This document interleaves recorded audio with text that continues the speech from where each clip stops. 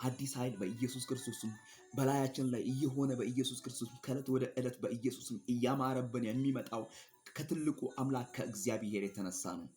ወዳጄ አንድ ነገር ልንገርህ፣ ለመከበር ትፈልጋለህ? እግዚአብሔርን አክብር። መጽሐፍ ቅዱስ እግዚአብሔርን ያከበሩትን እግዚአብሔር ያከብራቸዋል። እግዚአብሔርን የናቁት በኢየሱስ ክርስቶስም እንደተናቁ ነግሮናል። ፈርዖን እግዚአብሔርን ንቆ ነበረ፣ ተንቋል። ሳኦል እግዚአብሔርን ንቆ ነበረ፣ እግዚአብሔር ንቆታል። ብዙዎች አሉ። ናቡከደነጾር እግዚአብሔር ንቆ ነበረ፣ አልታዝ ብሎ ነበረ። የሰው ልብ የስጋ የበሬ ልብ በስጋ ውስጥ ገብቶ ሳር እስኪበላ ድረስ እግዚአብሔር ይሄን አድርጓል። ስለዚህ በዘመንህ እግዚአብሔርን አክብረው ትከብራለህ። በኢየሱስ ክርስቶስ የእግዚአብሔርን ስም ጥራ። በማለዳ በቀን በጠዋት በሌሊት በኢየሱስ በየደረስኩበት ቦታ እግዚአብሔርን አክብረው። የእግዚአብሔርን ታላቅነት አውራ። ምክንያቱም አንተ የተፈጠርከው እኔ የተፈጠርኩት የእግዚአብሔርን ኃያልነት የእግዚአብሔርን ገናናነት የእግዚአብሔርን ታላቅነት ልናወራ የተፈጠርን ትውልድ ነው። በተለይ በኢየሱስ ክርስቶስ ዳግም የተወለዳችሁ ከጨለማ ወደሚደነቅ ብርሃን የወጣችሁ ቀን አይለፋችሁም፣ ትሞታላችሁ፣ ታልፋላችሁ። ባላችሁ ዘመን ግን የእግዚአብሔርን ታላቅነት አውሩ። ሞኝነት ቢመስልም የእግዚአብሔርን ታላቅነት አውሩ። ዓለም ሞኝ ነው ቢልም አያቅም አላዋቂ ነው ቢልም በኢየሱስ በውስጣችሁ ያለውን የእግዚአብሔርን መልካምነት አውሩ። የተረዳችሁ ነው። ምክንያቱም እኛ አይደለን የምንናገረው፣ በእኛ ውስጥ ያለው የእግዚአብሔር መንፈስ ነው ይሄንን የሚናገረው በኢየሱስ ክርስቶስ። ሰዎች በብዙ ሊተረጉም ይችላሉ። ሰዎች ብዙ ሊሉ ይችላሉ። በኢየሱስ ክርስቶስ አትሄድም የሚል በኢየሱስ የሰነፍ ንግግር ነው። አትደርስም የሚል የሰነፍ ንግግር ነው። አትታይም የሚለው የሰነፍ ንግግር ነው። አትደመጥም የሚለው ያ የሰነፍ ንግግር ነው። የእግዚአብሔር ኃይል ግን የእግዚአብሔር ቃል ግን ለአንተ ከዘመናት በፊት ለእኔ ከዘመናት በፊት የተነገረን በኢየሱስ ክርስቶስ ቃሉ እንደዛ አይደለም። ትሄዳለህ፣ ትወጣለህ፣ ትባረካለህ፣ ትፈወሳለህ፣ ትረዳለህ፣ ታግዛለህ፣ ትረዳለህ በእግዚአብሔር የሚል ነው በኢየሱስ ክርስቶስ። ምክንያቱም የያዝከው የሰማይ አምላክ ከሆነ በኢየሱስ ክርስቶስ በሰማይ አምላክ በእግዚአብሔር ፊት ጽኑ የሆነውን የእግዚአብሔርን ቃል እያነሳ ለትውልድ በኢየሱስ ክርስቶስ ታላቅነቱን እየተናገር በኢየሱስ ኃያልነቱን እየተናገር በዚህ ዘመን ሊያውም የእግዚአብሔርን ኃያልነት በኢየሱስ ክርስቶስ ሰው በካደበት በዚህ ዘመን አውቆ ሰው በገዛ ፍቃዱ በሚመላለስበት በዚህ ዘመን የእግዚአብሔርን ታላቅነት ለትውልድ አውራ በኢየሱስ ክርስቶስ። አንድ ሰው ቢድን በኢየሱስ ክርስቶስ በሰማይ ታላቅ ደስታ ይሆናል ካለ በኢየሱስ ክርስቶስ ሚሊዮን ህዝብ አትጠብቅ። ለአንዱ አውራ በኢየሱስ አንዱ ሲዘራ ሚሊዮኑ ይወጣል በኢየሱስ ክርስቶስ። ዓለም ያንተ ናት በኢየሱስ ክርስቶስ። በዓለም ላይ አንተ ልትሰለጥንባት እንጂ ዓለም በአንተ ላይ ልትሰለጥንብህ አልተፈቀደልህም።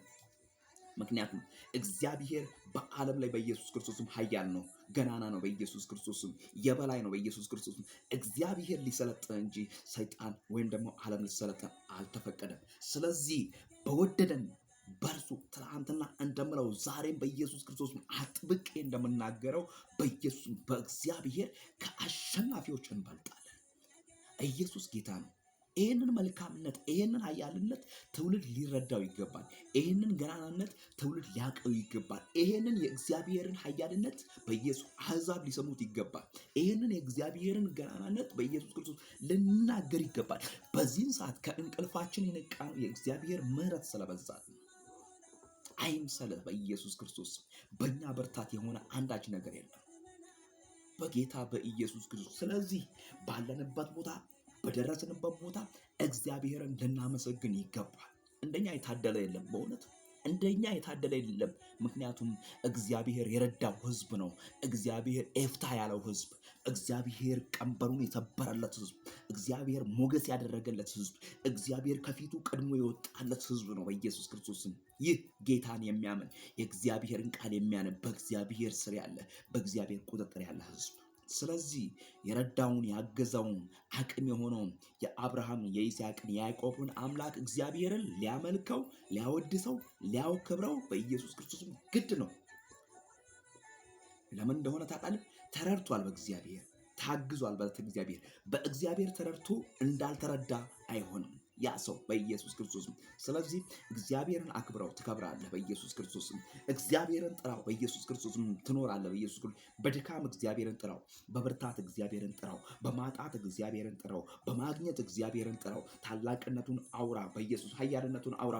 ሁኔታዎች በኢየሱስ ክርስቶስም አንዳች ነገር አያድርጉ በኢየሱስ ክርስቶስ። ጌታ ለዘላለም ይባረክ።